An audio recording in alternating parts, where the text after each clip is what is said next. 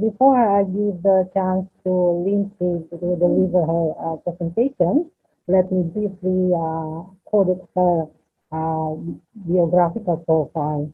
Dr. Lindsay Herron has been a visiting professor at Gwangju National University of Education in Korea since 2008. Currently, she is a doctoral candidate in literature, culture, and language education at Indiana University. She also has master's degree in LCSE and in cinema studies, bachelor's degrees in English literature and psychology, a postgraduate certificate in learning sciences, media, and technology. So indeed, she has lots of experience and knowledge in the subject that she will deliver this afternoon. She also holds a CERTA and the CERTA extension certificate. Uh, she says that she loves creating games, and for sure that students love the games that she has developed for them in the teaching and learning classroom activities. So without further ado, Dr. Lindsay Herron, the floor is yours.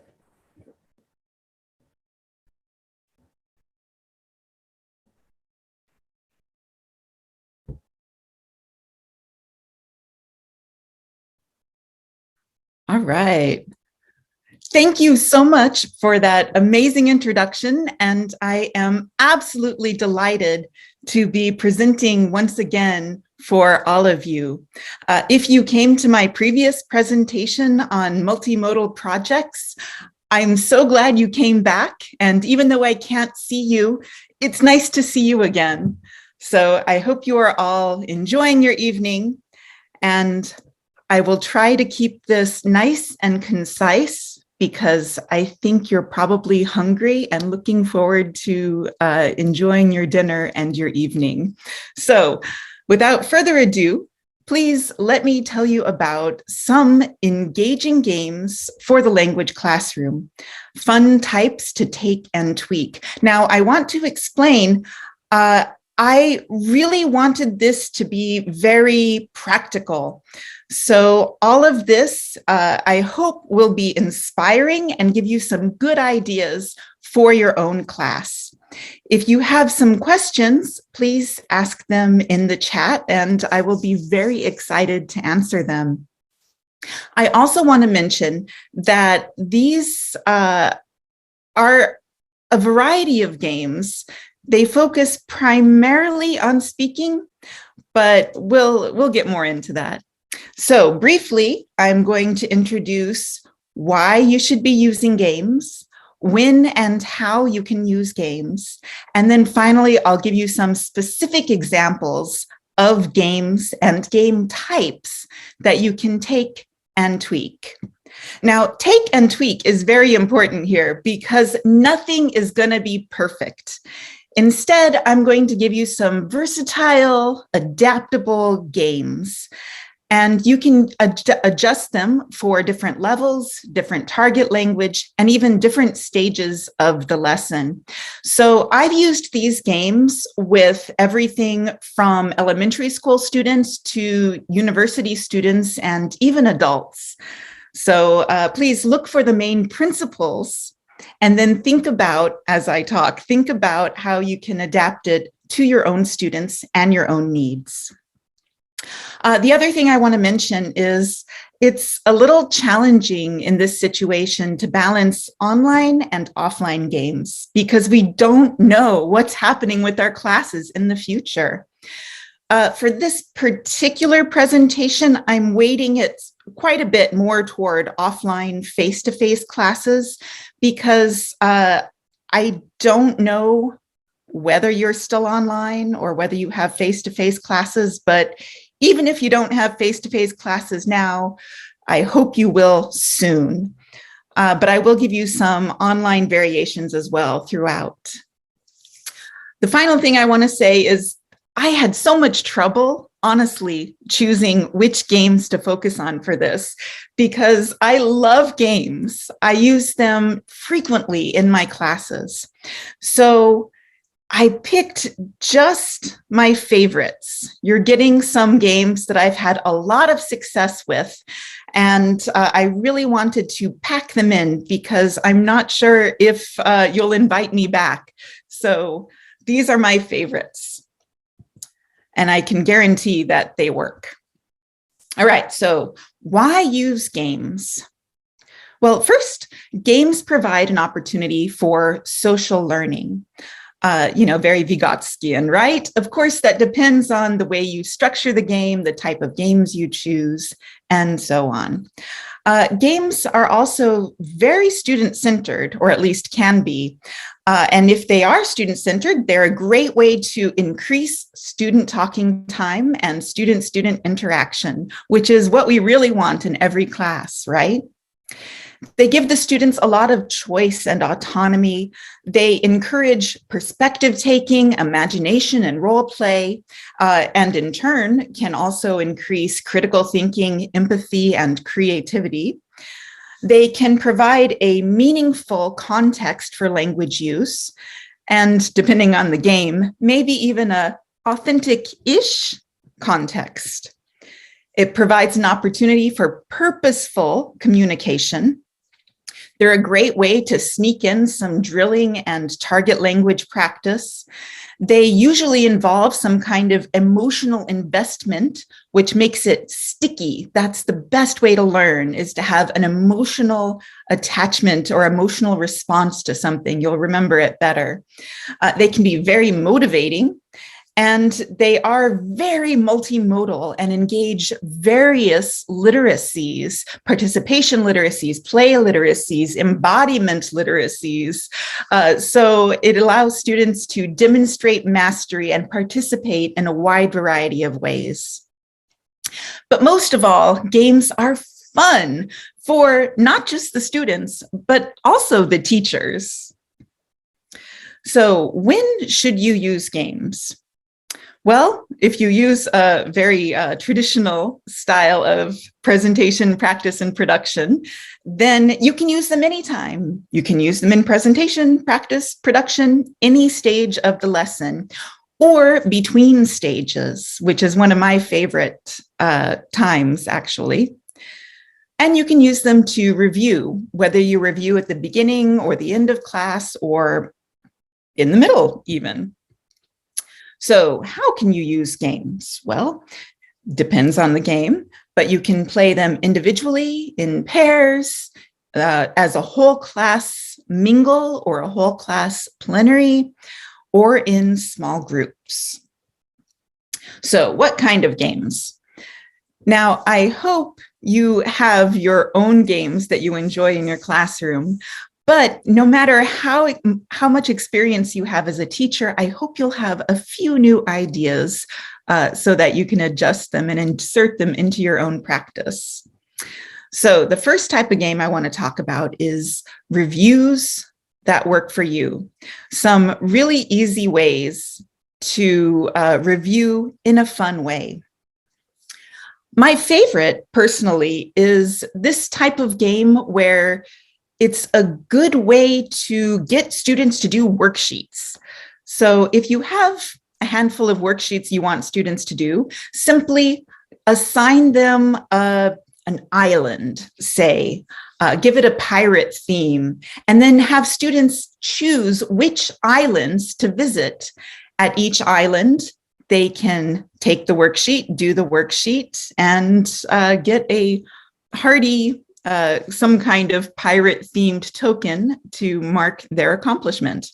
Now, being able to choose where to go is really important. There's some evidence that says that students view worksheets more positively when they have some choice about even the color of the worksheet.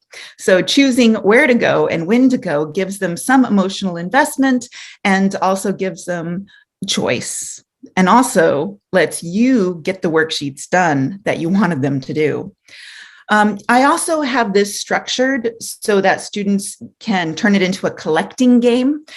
For example, I have Thanksgiving themed worksheets, which focus on vocabulary we've studied, constructions we've studied, grammar practice. And then for each worksheet they complete, they get part of an American Thanksgiving dinner. And once you get all 4, you win, basically.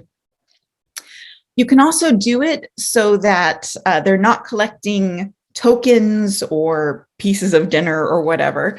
But one of my favorites is my St. Patrick's Day game, where for every activity they complete, they get a clue.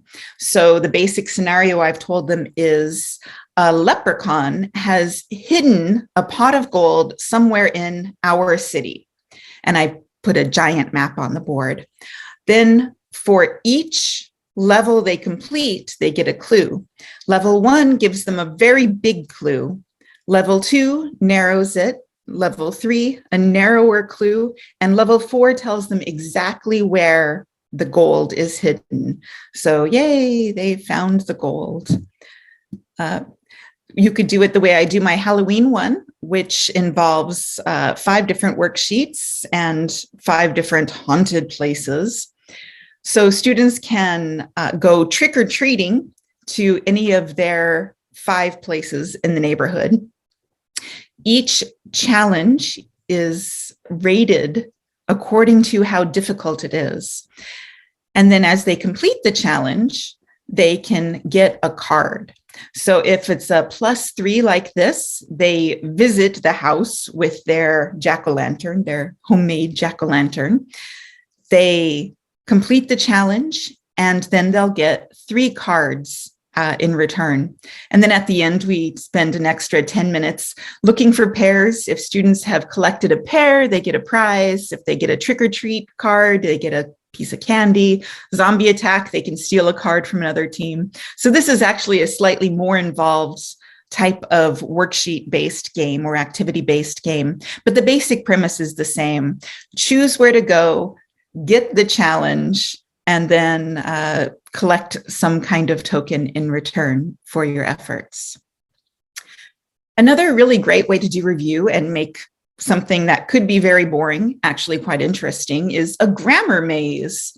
Now, a grammar maze is a fun way to trick students into enjoying grammar, a little bit at least.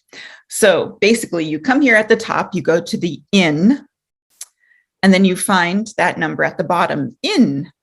Read the sentence and decide, is it right or wrong? And whether it's right or wrong will determine which number you go to next. So for example, this sentence here is wrong. So from in, you go to number 14. And then down to sentence number 14. Read the sentence. Is it right or wrong? It's right. So from 14, we go to 8. And then from 8, we find out that 8 is wrong, go to number 10. And eventually, they will go out. But the trick is several of the numbers aren't used at all. So you can easily tell if students have just randomly bounced around or if they made some errors. We also spend some time going through it at the end to find out whether each sentence is right or wrong. And if it's wrong, how can we fix it? Some websites that are really great for helping you create these kind of puzzles for these kind of activities include Puzzle Maker. If you haven't used it, Puzzle Maker is fantastic for helping you create puzzles that you can actually print out if you want to give out actual physical copies. Class Tools is my favorite place for creating online interactive crossword puzzles. I don't really know that many places that let you create interactive crossword puzzles that students can do online, as opposed to just printing them out. And if you don't actually have face-to-face classes for this kind of puzzle-based challenge, you could do a Google form-based online escape room. So if you are good at using Google Forms, you can create those same kind of levels and same kind of challenges using the forms. Just go online, and if you Google online escape room or classroom online escape room, there are a lot of directions for how you can successfully do that. And of course, I would be remiss if I'm talking about review games without mentioning some of my favorites, the online review games. My personal favorite is Quizzes, but I know a lot of teachers like Kahoot or Socrative, but those are a great way to make students enjoy reviewing. Actually, I use quizzes at the beginning of every class. And at the end of the semester, when I asked my students what they liked best in my class, I'm really embarrassed to say that a lot of students liked quizzes best. So they definitely like it. Although I wish they had also put some of the activities that they had done. They did, but wasn't as good as quizzes. Also, if you want to play a really fun flashcard type game or a good team game, a lot of teachers don't know about this website. I think it's relatively new. It's new to me. It's called Bamboozle. In Bamboozle, you can basically import all of your flashcards or PowerPoint, and then the teams choose a number. They get the flashcard or some kind of challenge that they have to do. And if they do it, they get points or they can lose points. There are hidden explosions so that the game has some emotional investment. If they choose the wrong number, they might be blown up. Who knows? But that's a very fun, free way for teachers to make really kind of basic, normally boring reviewing a lot more exciting. So check it out, bamboozle.com. And finally, if you have your students in class and you've got an extra 10 minutes at the beginning or at the end of class, I really like 5x5, which is kind of a variation on a game called Scattergories, which my family loves to play. So for 5x5, we have 5 categories, not necessarily these categories, whichever categories you want to focus on, and maybe a few random ones just for fun. 5 letters. I recommend common letters. Get rid of X, get rid of Q, maybe get rid of Z. And then students have a set amount of time to come up with one answer per box. So for example, animals that start with a G, they can write maybe giraffe. Fruits and vegetables with G, grapes. Things in a school that start with B. How about a blackboard? And so they continue on like that until the time is up. Now, this is a game that works really well either individually, and then they're competing against maybe some group members, or they can work in pairs, or even they can work in small groups. Now, if you use a variety of categories, it'll really engage the students who might be weaker in English. For example, when I played this game with 4th grade students in Bandung, actually cities was one of the categories. And one student who did not like speaking English and was not good at English was amazing. He knew every city. I think it was actually places, every city, country, and state that started with these letters, and he was on fire. It was really gratifying to see, and I think very rewarding for him as well. So I would say don't stick to just categories of vocabulary that you've studied, but throw in some things for the students who maybe don't know English as well, but are stronger in other areas. If you want to give points, traditionally points are given for unique answers only. So for example, if everybody in my group has blackboard and one other person has grapes, but I'm the only one with giraffe, then I'll get a point for giraffe, but none of us get points for grapes or blackboard. So if anybody in your group has it, nobody gets that point. And again, this is basically categories, which is a lot of fun.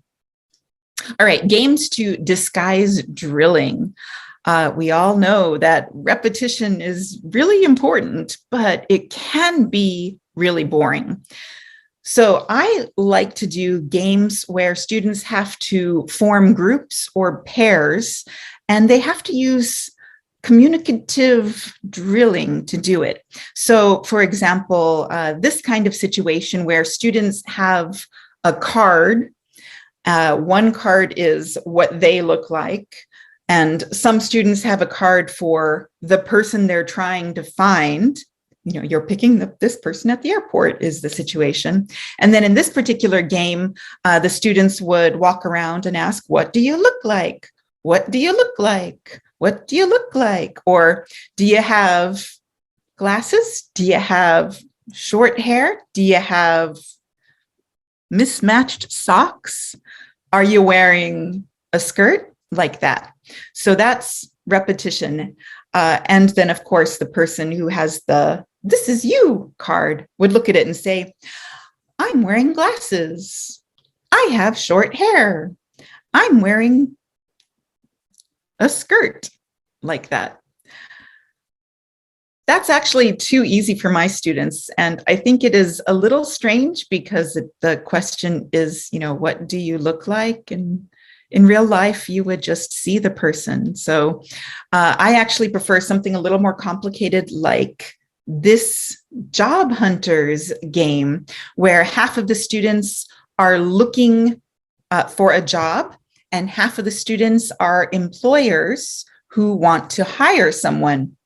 So in this situation, the employers wander around and ask, can you swim? Can you sing? Can you speak French? Can you play the piano? And then the job hunters say, yes, I can. No, I can't. Like that, until the employer finds someone who matches all of those criteria. And then they become a pair, and we move on to the next activity, which is some kind of pair work usually. This is one, these pair finding games, partner finding games are definitely what I do between the main activities in the class. This is just to shake up conversation partners a bit. I also like making groups this way. For example, the 7 families game, there are 7 different families. Each student has a character card, and their mission is to find their other family members. But there's a catch, because some people have the same name, but they live in different cities. Some people have the same name and live in the same city, but they have a different age. So the students have to be very careful as they try to find their group members. And again, this is drilling, what's your name? How old are you? Where do you live? How many children do you have? Like that. And then when they find their group, I have a group ready for the group work that's set to follow. The students really like this. It's very challenging. I think they enjoy the role play and the imagination, and they think it's hilarious when a boy ends up with a girl's name, and I can say, oh, she's so beautiful, or your husband is so handsome. But anyway, it's a lot of fun. And then make sure that you check it, though, after they sit together, and make sure that they've gotten the right cities, the right family members. Sometimes they've missed one of the clues and they need to actually rearrange themselves. Now, my favorite way to do these kind of partner finding games is make it personal. I love learning about my students, and you know that making it personal is one of the best ways to make it sticky and memorable and personally relevant and motivating to your students. So for example, when we play my Halloween game, students find a partner by making a list of the 5 scariest movies they've ever seen. And then they have to find a partner who has 2 that are the same. So the question they ask is, what are the scariest movies you've ever seen? And then they can read it off. Make sure students are asking and not just looking,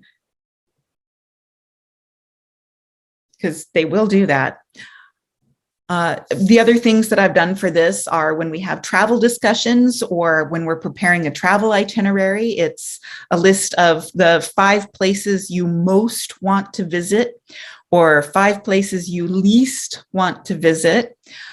We've also done, students were able to choose different categories too. So we've done the most overrated movies, the most disappointing movies, which is also really good for practicing ED, ING, bored, boring, scary, scariest, interesting, interested, and making sure that they know the difference between those as well. All right, so you have your students in groups and you want to drill, for example, I like drilling superlatives because my students know how to use superlatives, but not really. They kind of forget when it actually comes down to practice. So for this game, we have our game board and students have playing pieces. They're actually cute little animal-shaped clips I got at the discount store here. And the question students are drilling is, who is the, and then adding a superlative. So the students all have their group members' names on little pieces of paper in their hand. And one person turns over the top card and asks, who here is the shyest? Then all of the group members secretly choose one name from their hand, one group member's name from their hand. Then 3, 2, 1, they show it. And all students who share the majority opinion move forward 1 space. It doesn't really matter who's selected. That person doesn't get a prize. They don't get to move forward unless they have the majority opinion. And yes, you can choose yourself as well. So this can be really interesting, and you can choose different things to focus on drilling as long as students are able to express an opinion and as long as there's a set selection of answers that everybody can agree on. All right, games that make you think. I really love puzzle solving games. So my favorite and the ones that my students love is a clue game. Basically, in a clue game, it's a variation on scavenger hunts or treasure hunts. Just describe things students have to find. Give them a list in English of something they have to find. This is a really good way to practice receptive skills, especially reading directions or practicing describing objects, describing appearance, school or classroom vocabulary, playing with word order or spelling. It's a great way to subtly introduce new vocabulary. So for example, my favorite one is a clue game around our university's campus. I describe different places and the students have to find each place. I usually send them out in groups of 3 because if it's more, then one student will just be not really necessarily helping. If there are fewer, then there's not enough for the next step. But anyway, in this case, you can see an example of students having to read and imagine and rearrange the sentences in order to figure out exactly what I'm talking about. I've actually started making it even more complicated, where when we practice directions, for example, I mix up the letters in some of the direction words. They have to find exactly that place, and then they have to take the picture that's described. So in this case, they're going to walk south from the music building toward the front gate. They're going to find Insaguan on their left. And then on their right, on the east side of the Student Union building, is this thing that was originally intended to communicate with the dead. And this is true. So they take this photo that I described, 2 members using it to talk to spirits. Here's another example where students have to be a little bit creative and not only follow the directions, but also use their imagination a lot. In this case, I'm describing a monster. which is actually the sculpture. I'm not sure what the sculpture is really, but I thought it looked like a monster with some skulls. So that's what we've created it as here. All right. Another way to do this is DIY murder mysteries. It's surprisingly easy to make your own murder mystery. What I usually do in my class of 30 is I have 10 suspects and 20 detectives. So everybody's mission is to find out who the murderer is. So if you want to try making your own murder mystery, I recommend making about a third of your students suspects. The remaining students are detectives.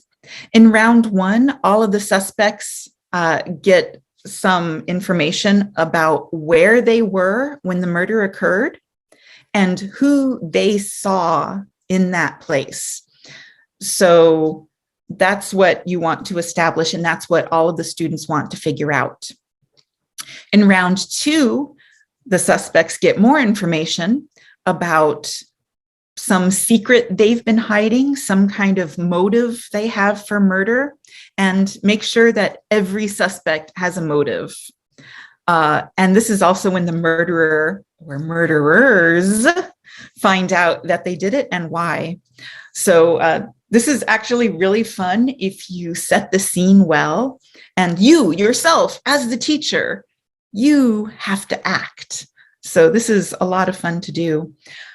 For my murder mysteries, I love to go into class and, I love my students, but I really enjoy scaring them.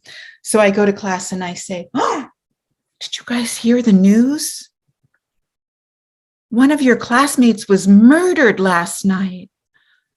And one of you did it. And that's when they realize I'm joking and they laugh. But for a while, they get really scared and really worried. And then I have them and they love it. If you'd like to do something along the lines of a murder mystery, but you just don't want to make it yourself, that's understandable. There's also a kind of ready-made, not murder mystery, but kidnapping mystery in this book, Advanced Communication Games by Jill Hadfield. She calls it Eyewitnesses. I call it Where's Jenny? And the basic premise here is Jenny was kidnapped yesterday and all of you saw her. So the students have to take their roll cards, remember when and where they saw Jenny, and then ask each other, did you see Jenny yesterday? Where did you see her? What was she doing? Where was she going? That kind of information, and figure out where she went. They trace her route on the map. And then there's one building where she was never seen. That's where she is. That's where the kidnappers are holding her. So this is a really fun one to build up. And if you have, I think Jill Hadfield's book is really built for playing this with something like 18 students. I've made it a little bit bigger for my 25 students by just making up 7 additional eyewitnesses, and they all saw her doing something, like they saw her at the butcher's shop, or they had a crush on her and they were hiding in the bushes, or I have fun with ridiculous things like that. If you have a lot more students in your class, you can just separate them, just print these out in different colors. So one group has yellow and one group has pink, and then they can only talk to the pink people or the yellow people. And that way they're all playing the same game with the same mission, but you can manage it at the same time. All right, so just some tips and final thoughts. First, if you love it, they probably will too. So don't be afraid to adapt your favorite games, whatever you like playing with your friends or at parties or when you were a child. Those games can all be adapted to the English classroom. In my classes, we also play 2 Truths and a Lie, which is kind of a traditional drinking game in America. We just do it completely without the alcohol.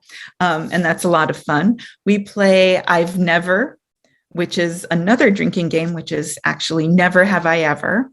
I've adapted a lot of my favorite board games like Scattergories and Imaginiff.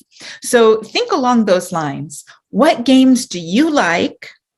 And then how can you use that to practice English? Another tip is don't manage it too much. Teachers often tend to meddle. It's hard for us to stand on the sidelines. I know, it's difficult not to participate and manipulate and push. But really, for games, don't over teach it. Don't over help. In fact, try to give just in time and just enough information. So if they need help, tell them exactly what they need in that moment rather than overwhelming them. And if you want to learn more about the principles of games that teachers can easily integrate into the classroom, check out this awesome book by James G. What Video Games Have to Teach Us About Learning and Literacy. Why do students love games and not love school? Games are also learning. So he takes those principles and applies it to the language classroom. All right. I also really recommend this series by Jill Hadfield. All of these books have the same basic types of games, just at different levels. Like they all have some kind of not murder mystery, but kidnapping mystery, eyewitnesses type game where students have to talk to each other to find out more information about what happened. Only it's graded for different levels. I also really recommend if you have a budget and are looking for English games to buy, these are my 5 favorite that I use in my English cafe, which is like an optional gathering for students to come and play games together or talk with me and drink coffee and eat cookies. So these 5 are the ones that students routinely ask for in that English cafe. So thank you very much. I'm sorry it was so fast and intense. I hope you got some great ideas. I want to point out quickly that please email me if you have any questions. My email address is there. I also have a lot of these examples in my shared stuff folder. So if you go to tinyurl.com/Lindsay's shared stuff 1, you can see my image game document. I have an example grammar maze in there and a few other things that you're welcome to peruse and see if anything is interesting and helpful. Finally, I would like to invite all of you to consider coming to the Korea TESOL International Conference coming up at the end of April. It's actually my background here. April 30th to May 1st, the Korea TESOL International Conference is going to be 100% online. It's free for co-TESOL members in Indonesia. And if you're a member of TEFLN, then you can attend for the co-TESOL member price, which is about $50 US. If you're interested in coming and that's outside of your price range, email me. We'll talk, okay? All right, so thank you so much. Please ask me a few questions, and I hope you had some benefit from this. Thank you. There we go. All right. Thank you very much, Dr. Herron, and I think that was really amazing, your presentation. Consider there are several teachers here, so you've put so many ideas in their head, and you've really inspired them. And let's jump to the Q&A session. So please give me a moment to share my screen. Okay. Yep. Hopefully it's visible. It is. Okay. Thank you. Yep. Let's jump to the first question. So the first question comes from Miss Sandri, and The question goes like, it's always fun teaching by using games, Lindsay. However, games are not only games, but they should contain great lesson objectives, which must be achieved by students after playing. Am I right? Yes, and no, and yes, because the games themselves have the objectives embedded in them.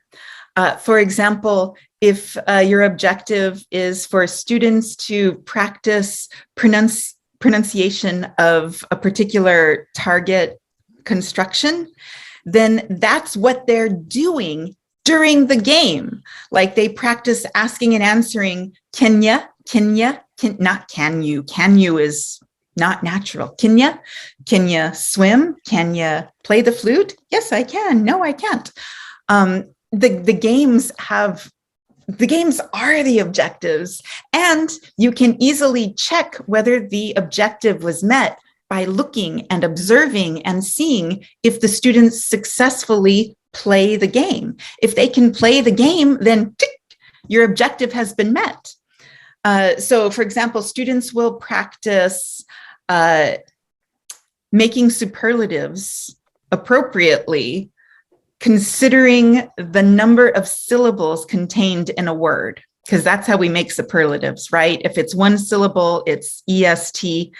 If it's two or more syllables, it's most, right? Unless it's ends in Y. So students will be able to make superlatives for personality traits appropriately. That's what they're practicing. They practice making the superlatives, and you can check and see, oh, can they do it? And if they can do it, check, your objective is met. If they can't do it, take notes, do some cold feedback at the end of the game. So yes, but the games are the objective. They have them embedded, yeah. Okay, thank you very much, Dr. Herron. So we move to the second question. The second question comes from Miss Linda, and the second question is based on your experience. So, based on your experience creating games, do teachers need to do a tryout of those games first, especially if they create those games themselves, or does practicing in the class itself is worth as a tryout? All right, in my experience, it's really difficult to try them out yourself first, because a lot of them are designed for many people, and it's difficult to have a group of friends, especially these days, who can play them with you. So the games that I adapted from my personal favorite games, I've tried all of those in their original formats.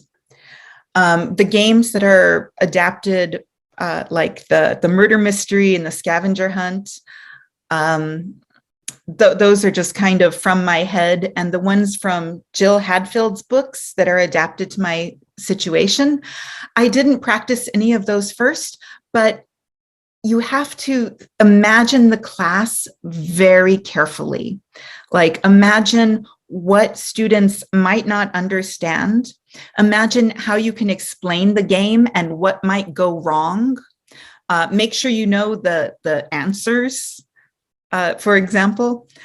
But yeah, I don't think you need to try it, but think about it very carefully and try to anticipate problems before they happen.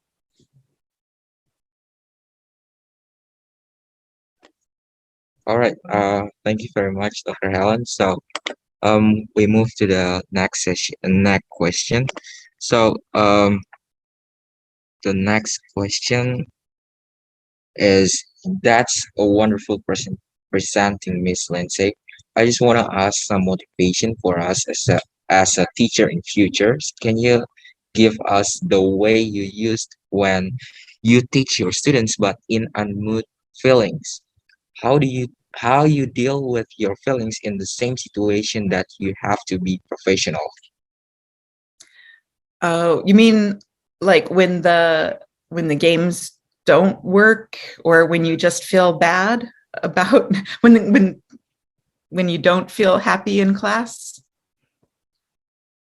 You know, I'm honest with my students. I will tell them, oh, I'm feeling sad right now, or, oh, this isn't working. I'm so sorry. I'm frustrated. It's my fault. But I think an important thing to remember, if something fails, that means it's not that you failed. It's not that the students failed. It's that there's a problem that you can fix. So if we actually think about the last presentation and action research, if a game fails, think about exactly what went wrong and how you can fix it. And then try it again with those things fixed, and it'll work better. So that kind of perspective on it, like it's not a failure, it's a problem that can be fixed, and then it'll come out better. I think that will help you stay very positive, even if something temporarily doesn't work. Just if it doesn't work, throw it away, fix it before the next time, and then it'll be great. Or if not, just throw it away. Sometimes that happens too, especially if you haven't really carefully thought about the game. I have had activities really, really fail, and I just threw them away in that class. We did something else instead. But don't blame yourself. Don't blame yourself. You can make it better. Okay, thank you very much, Dr. Herron, for your advice. So we move to the next question. The next question comes from Darwin, and the question goes like, how do you design a game to successfully achieve the purpose of a game as the educational devices? I mean, there will be some students that only focused on the games for entertainment, not for learning medium, or student that become very preoccupied. How do you overcome this problem, or do you have any strategies to narrow the possibility of the students get distracted by games? See, I don't think that's a problem. I think that's a victory. You don't want students to think of the game as an educational device, but you as the teacher, you know that the conditions for success require students to achieve your objectives. So if you design a game so that students have to use English, they have to use your intended, maybe the target language or some other, whatever you want them to do, they have to do that to succeed at the game. So even if the student is not interested in learning English, they only want to play the game, that's okay. They're learning English. They're practicing English. If they're not aware of it, that's okay. You're aware of it as the teacher. So I would say, please make your games entertaining and motivating so that students don't focus on the objectives. Your job is to focus on the objectives. That's not their job. So I hope they enjoy it. But do you mean like they get too competitive? Just make sure that the conditions for victory, the conditions for success, involve them achieving your objectives. And that way, it's okay if they're a little bit distracted by it. Okay, thank you very much. So we move to the next question, and it comes from Melinda Whale. So DIY murder mystery sound very interesting. Which class is this belong to? Is it possible to do that in online class? If it's, how to adjust that in online class? Thank you very much, Dr. Hal. So the DIY mysteries I've done with university students at all levels. I think I could have done it with my high school students if I had thought of it back when I was teaching high school. I think it would be possible to do it online, but it would require multiple breakout rooms that students can move in and out of. The other possibility that would work is an escape room created in Google Forms. But again, that's a little bit different from the murder mystery exactly.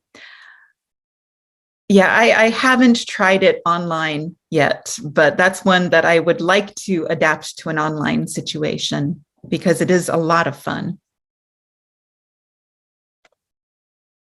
Okay, thank you very much, Dr. Herron. So I think this is the last question for this Q&A session. So um, I think we would be really humble and want to hear from you from your closing remark to to probably to inspire and to give some advice or suggestion for us. Thank you so much for inviting me, and thank you for staying for my entire presentation. I really enjoyed presenting to you. I hope you can use games in a fun and motivating way. It really is fun for everybody involved when they work well. And if you have any questions, please do contact me. But I hope you'll try using a lot of games in your class and enjoy them as much as I do. So thank you very much.